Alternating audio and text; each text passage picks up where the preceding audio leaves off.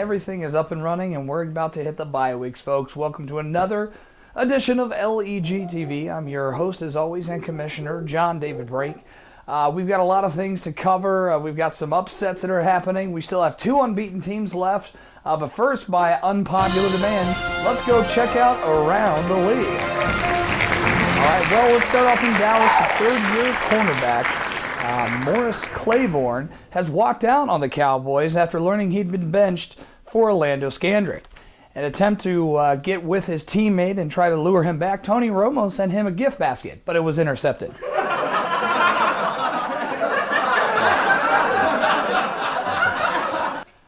Also, let's go over the West Coast in the NFC. The 49ers offensive coordinator Greg Roman admitted to previously meeting with Eagles coach Chip Kelly to learn the read offense. Meanwhile, Colin Kaepernick is still learning to read.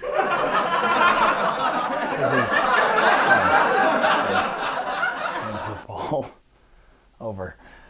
Well, finally, in Washington, Jay Gruden won't rule out that Kirk Cousins is going to start after last week's huge performance. When Gruden made the announcement to the team locker room, he said, quote, "It was so quiet that you could hear a pin drop." And RG3's ACL tearing. All right. Well, that was around the league. And now it's time. Let's get things started. It's week 4 at LEG TV. All right, well, let's go to our first matchup. And yes, it finally happened. Party like a Gronk star. After 16 games in a row, fell last week to this guy. As embarrassing as that is, it is Party like a Gronk star taking on the 2-1 Teenage Mutant Ninja Bortles. And just like the real NFL, this one's going to come down to the quarterbacks. Andrew Luck, who had a monster performance last week against the lowly Jags, is going up against another cream cake team, the Tennessee Titans. Nesson does have Matty Ice, who's had 2 out of 3 unbelievable games. I look for both of them to put up at least 35 points each. But really, after there, it gets a little iffy. Dez Bryant is going against the Jaguars. If he's healthy, he's going to have a big game. Here's a very interesting start due to some buys. Run DMC, Darren McFadden is getting the start running against Miami, who has some terrible run defense. Now on the other side of the ball, Shady McCoy's running against that 49ers defense, who can still stop the run, but not so much the pass. I still think that due to some buys, Alan Nesson had to bench some of his key players. I look for Party like a Gronk star to get on the winning track and start off a win here and maybe another big streak. I like Party like a Gronk star in this one.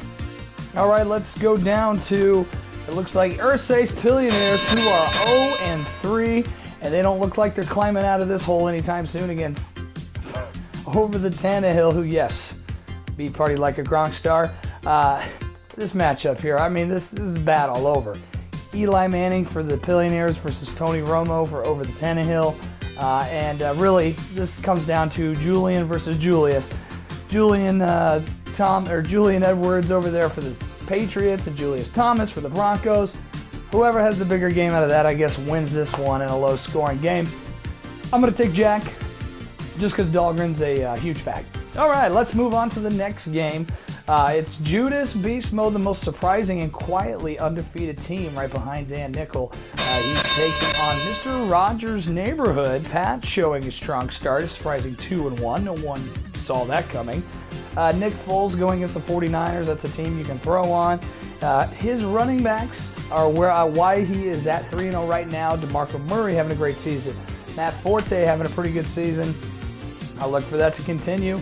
Cam Newton, on the other hand, looks pretty healthy for Mr. Rogers' Neighborhood. He's going against Baltimore. And speaking of Baltimore, Steve Smith is returning to Carolina, and he's got Steve Smith and Greg Olsen and Cam Newton. So he's going to be watching that game for sure on NFL DirecTV. I think this is really going to be an easy game for Beast Mode. A surprisingly strong team, however, I think as the season wears on, the injuries linger, Beast Mode may run out of steam, but I like him in this one to beat Mr. Rogers' Neighborhood. Now let's go over to a very disappointing team. Welcome back, Mick Barton, coming back from his honeymoon. Unfortunately, he's walking back into his dumpster fire of a team with Jay Cutler going against the Packers. And he's going up against a easy team in James, who's 0-3. Just no running backs on either side. Matt Stafford, who had a terrible game running for James, is another matchup where whoever scores the most points out of their quarterback is probably going to win in a very low-scoring affair. I liked Mick in this one simply because he got married. Congratulations, buddy. Those are two of my groomsmen, by the way. All right, now we go on to the number one team in the league, nickel to nickel, undefeated, going against a surprising start for Dog Pound. Eric Duvall, who's actually looking like a competent human being as of recently. Nickel to nickels, had success with Phillip Rivers. He's going against Jacksonville, who got torched by the Colts. Antonio Brown and Le'Veon Bell has been his bread and butter, and they're both playing the Tampa Bay Buccaneers this week. Dog Pound's rolling with Drew Brees, who's not had that great of a start. Cordell Patterson going against the Atlanta Falcons. Now that Teddy Bridgewater's in the Vikings, look for Patterson to finally get a little more involved in the offense.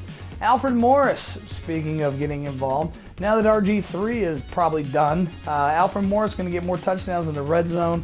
Kirk Cousins is a great quarterback, and he's not going to change the play, so he can run it in instead of hand it off to Morris. Touchdown. Sorry, Dog Pound. Nickel to nickel is going to take this one easily. I look for nickel to nickel to score at least 160 points in this game. And the last matchup that we have, First Down Syndrome, who had some pretty harsh words for Pat. Let's roll the clip and play this one.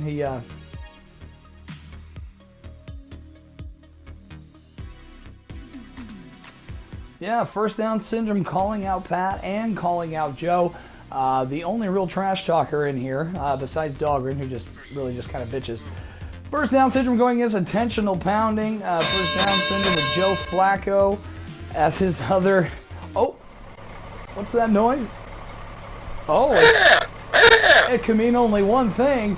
It's the Short Bus Award. Yes, we have our first recipient of the Short Bus Award.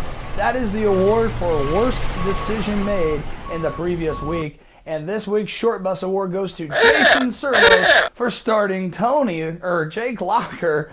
Not a very good decision, only put up 4 points, 0 touchdowns, 2 interceptions. Congratulations, Jason. You're the first Short Bus winner of the week. Now let's go to the other side, Intentional Pounding with Aaron Rodgers going against the Bears. Reggie Wayne, hopefully he's going to get more involved in the offense against Tennessee. And speaking of, Bradshaw, who's clearly the best running back, is running against Tennessee for Jason. Reggie Bush, who looked like the better running back for the Lions, he's going against the New York Jets' tough run D. With that being said, I just think Joe's going to go to 0-4 here in First Down Syndrome. Even though he made a terrible decision last week, I think Flacco over Locker is a better decision. Good luck, Jason. All right, well, let's go to a very special surprise. Finally, no technical problems, no delays, no miscues. We finally have Sprinkles live via satellite in the deepest jungles of Africa. Hopefully not getting Ebola. Sprinkles, please give us your lock-in picks of the week. Me like Abby this week. Me hate Dahlgren. Him big homo. Me take Jack. And me like Servos this week. Wait, no. Servos also big fat. Him homo. Me take Joe. Well, that's, what do you expect from Sprinkles? There you go. There's locked in picks of the week from Sprinkles. I've been your host, John David Brake, commissioner for the LEG. Tune in next week. Good luck. Have a happy football season. See you next week.